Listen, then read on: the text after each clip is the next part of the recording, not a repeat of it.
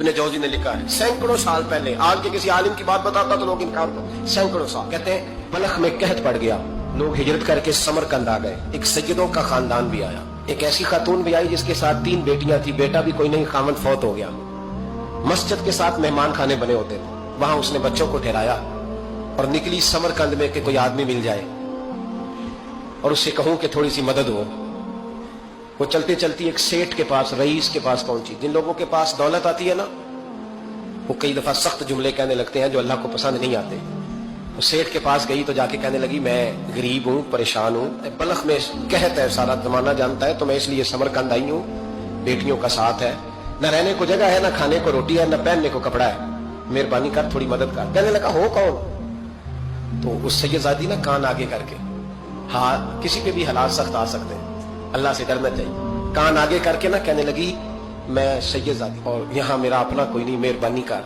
तो वो सेठ साहब, चौधरी साहब कहने लगे मुझे कैसे पता चलेगा तू सैयद है? तो सैयदजादी ने अपना पल्लू खोला और अपने आंसू दोनों आंखों से साफ किए, तो कहने लगी अल्लाह तेरा भला करे, मैं साबित नहीं कर सकती कि मैं हुजूर का खानदान, मेरे पास कोई दलील नहीं, मैं नहीं बता सकती। चल ठीक है, चली गई।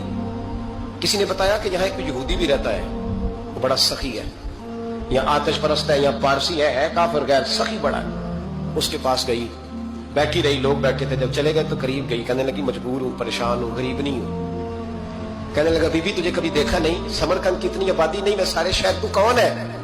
तो कहने लगी तारफ ना ही पूछे तो अच्छा है। उसने कहा चलो अगर पता चल जाए तो। कहने लगी मैं मुसलमानों के नबी की औलाद हूं, मुसलमानों। उसने कहा पैगंबर खुदा की औलाद। उठ के खड़ा हो गया, बीबी को साथ लिया, घर गया। कहने लगा जो साफ सुथरा कमरा है ना उसे फिर धो डालो, एक दफा फिर धो डालो। कमरा धुलाया, साफ कराया। फिर कहने लगा बीबी मेरे बर्तन ज्यादा साफ सुथरे नहीं, मैं नए ना खरीद के ला दूं। फिर नए बर्तन लाया। फिर अपने बच्चों से कहने लगा ऊंचा ना बोलना, ये सैयदा फातिमा की शरादियां आई, यहाँ कोई शख्स ऊंची बात ना करे। फिर कहने लगा बीबी जो मेरा बिल्कुल तैयब और हलाल रिज़्क है ना, ये उसमें से लंगर है, लेकिन चूंकि मैं गैर मुस्लिम हूं, मुझे सलीके नहीं आते, जैसा तैसा भी हो ना इसे कबूल कर लेना। खातून को कहने लगा ये घर है, जब तक जी चाहे यहां रहना, और देखना हो सके तो रात अपने नबी से सिफारिश करना, मेरा भी कोई मसला, मेरी भी कोई कबूलियत कहीं हो जाए। वो मुसलमान कहलाने वाला रात को सोया। कहते जन्नत सजी हुई है, लोग जन्नत में जा रहे हैं, लाइनें लगी हुई है, नबी पाक लोगों को जन्नत में भेज रहे हैं।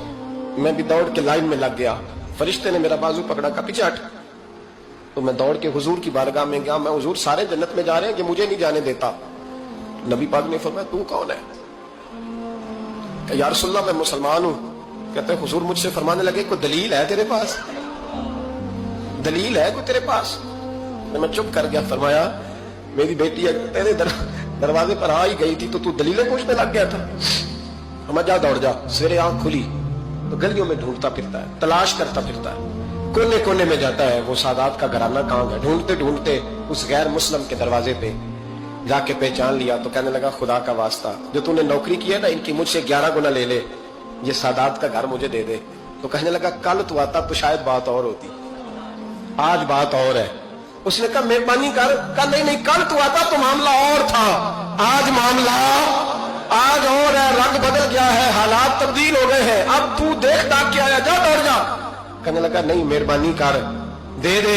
तू गैर मुस्लिम में तेरा क्या ताल्लुक? कहने लगा चुप कर, गैर मुस्लिम में कल तक था, कल से सैयदों से प्यार किया है तो मेरे हालात संवर गए हैं। वो जो नजारे तूने रात ख्वाब में देखे हैं मैंने जागती आंखों से देखे हैं।